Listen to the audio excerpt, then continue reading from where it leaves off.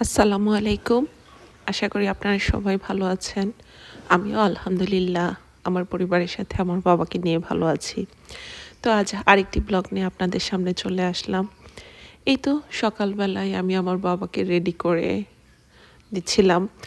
তো ওকে একটু চ্যাপস্টিক দিয়ে দিয়েছিলাম আর ও সেটা চেটে চেটে চেটে খেয়ে ফেলছিল। এই তো আমার বাবা, যেহেতু চ্যাপস্টিকটা একটু মিষ্টি, তো ওকে যখনই আমি চ্যাপস্টিকটা দিই তখনই ও জিভ বের করে এভাবে এই তো খেয়ে ফেলছে। তো আমার বাবা যখন এখানে খেলা করছিল আমি নিচে চলে এসেছি নাস্তা রেডি করে নেওয়ার জন্য। এখানে আসলে আমি কিছুটা গরুর মাংস এনে গরম করে নিচ্ছি, আর অপর পাশে ফ্রাই প্যান বসিয়ে দিয়েছি গরম হওয়ার জন্য। এই তো রুটিগুলি একটু গরম করে নেই। আমি নাস্তাটা রেডি করে নিচ্ছি। রুটি, আজকের নাস্তা হবে রুটি আর গরুর মাংস। গরুর মাংসর পুরো পাতিলটা আসলে আনিনি, কিছুটা মাংস নিয়ে এসেছি, কারণ পুরোটা মাংস গরম করলে দেখা যাবে খাওয়া হবে না। তো যতটুকু আমাদের নাস্তা খাওয়ার জন্য লাগবে ততটুকু দিয়েই সুন্দর করে নেড়ে চেড়ে গরম করে নিচ্ছি, ভাজা ভাজা করে নিচ্ছি। তো এই তো এরই মাঝে আমার নাস্তাটা রেডি হয়ে গিয়েছে। তো আমি এখানে রুটি গরম করে নিয়েছি। আমি আমার নাস্তাটা এনজয় করছি। আসলে মাংসটা এত সুন্দর হয়ে নরম হয়েছে, অনেক সুন্দর গরম ধোয়া ওঠা।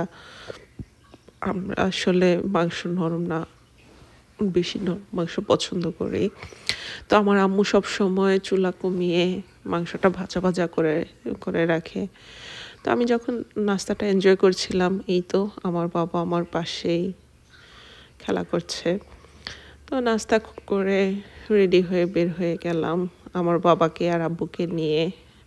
আসলে আমার বাবা বাহিরে গেলে এত বেশি খুশি হয়। আজ যেহেতু একটু ওয়েদারটা একটু ভালো, রোদ বাহিরে, তাই ভাবলাম ওকে নিয়ে একটু ঘুরে আসি। তো বের হয়ে গেলাম।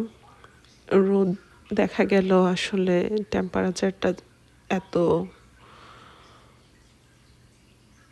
বেশি বেশি না, তো এখনো ঠান্ডা অনেক। তারপরেও আমার বাবা খুশির জন্য একটু বের হওয়া। তো এই তো আমার বাবাকে নিয়ে একটু শপে চলে আসলাম। যেহেতু আমার বাবাকে নিয়ে বেরই হয়েছি, আসলে কিছু জিনিস নিয়ে যাওয়া দরকার। তো আব্বু এখানে সবজি দেখছিল। আব্বু আসলে যখনই যায় তখনই ফ্রেশ সবজি নিয়ে আসে যেখানেই যায়। এখানে লেবুগুলি অনেক সুন্দর লাগছিল, তো আমি বলছিলাম আব্বুকে যে আব্বু কিছুটা লেবু নিয়ে নাও, যেহেতু রোজা চলে গেল। তো রোজার সময় আসলে লেবুটা অনেক বেশি ভালো লাগে। সন্ধ্যায় ইফতারের সাথে, ছোলার সাথে বা অন্য কিছু, লেবু আসলে আমার অনেক বেশি পছন্দ। তো এখানে স্মুদি থেকে আমি একটা স্মুদি নিয়ে নিলাম, ম্যাঙ্গো ফ্লেভারের। স্মুদিটা আসলে অনেক বেশি ভালো লাগে রোজার সময় ইফতারে। তো এখানে ফ্রোজেন আইটেমগুলো দেখছিলাম। তো এই শ্রিম্প হ্যালোপিনোটা আমার কাছে ভালো লেগেছে, তো আমি এক প্যাকেট নিয়ে আসলাম এখান থেকে। ভালো একটু ভেজে খেতে হয়তো ভালো লাগবে। তো সব কিছু নেওয়া হয়ে গেল।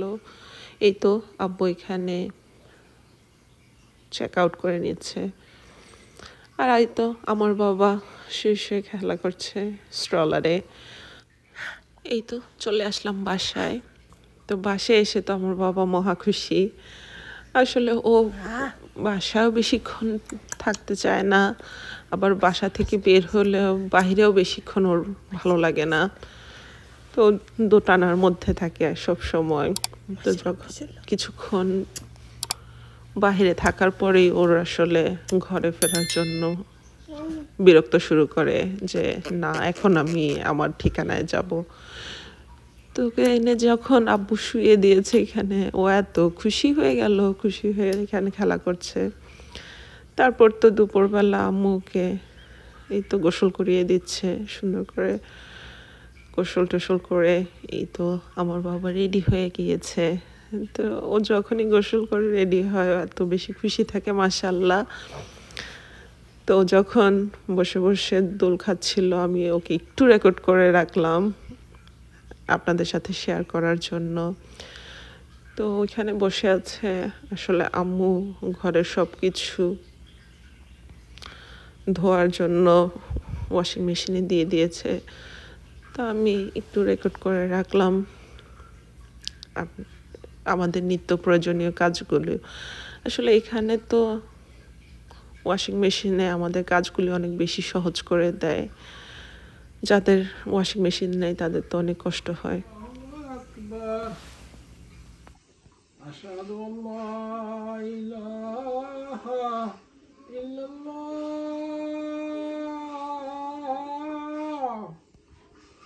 أشهد أن لا إله إلا الله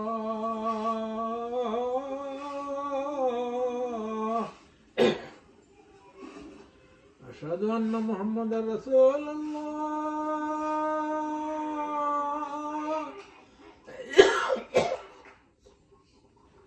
أشهد أن محمد رسول الله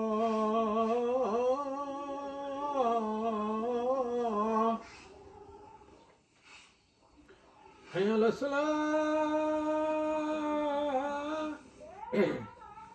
حي على الصلاة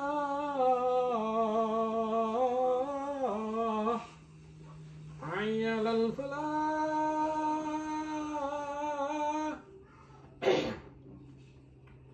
حي على الفلاح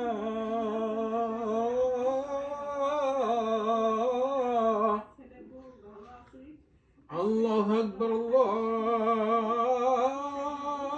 الله أكبر لا إله إلا الله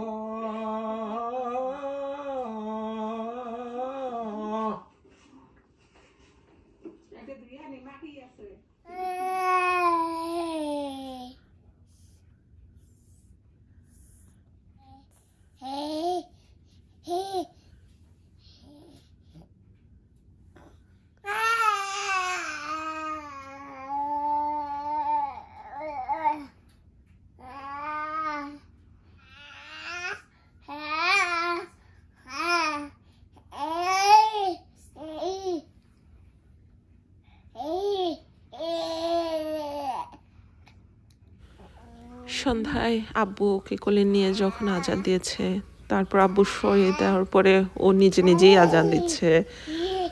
আব্বুর তো সেদিন তো আমি দইটা রেডি করেছিলাম। তো এই ছিল আমার দইয়ের ফাইনাল লুকটা, দেখতে অনেক লোভনীয় লাগছে।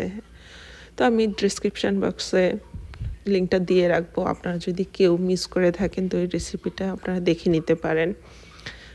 তো দইটা দেখেন কত সুন্দর হয়েছে। তো আমি এখানে একটু নিয়ে নিচ্ছি। আমরা এখন আসলে একটু দই খাবো, খেয়ে দেখার জন্য। দইটা এত সুন্দর হয়েছে, এত ক্রিমি একটা টেক্সচার এসেছে। তোমরা দইটা খেতেও অনেক মজা হয়েছে। তো আমি এখান থেকে সুন্দর করে কেটে কেটে পরিবেশন করে নিচ্ছি আমি আর আমার আব্বু আম্মুর জন্য। তো আসলে আমাদের এখানে যেহেতু দই অ্যাভেলেবেল না সব সময়, তো আমাদেরকে এভাবে একটু ফাঁকিবাজি করেই দই বানিয়ে নিজেরটা নিজে খেতে হয়। আর নিজের দই বানিয়ে খাওয়ার মজাই আলাদা, আসলে নিজের হাতে বানানো। তো এই ছিল আজকের মতো, দেখা হবে ইনশাআল্লাহ আগামী ব্লগে। আল্লাহ আপনাদের সবাইকে ভালো রাখুন। আপনারাও আমাদের জন্য দোয়া করবেন, আমার বাবার জন্য দোয়া করবেন। আল্লাহ যাতে আমার বাবাকে নেক হায়াত দান করেন, আমিন।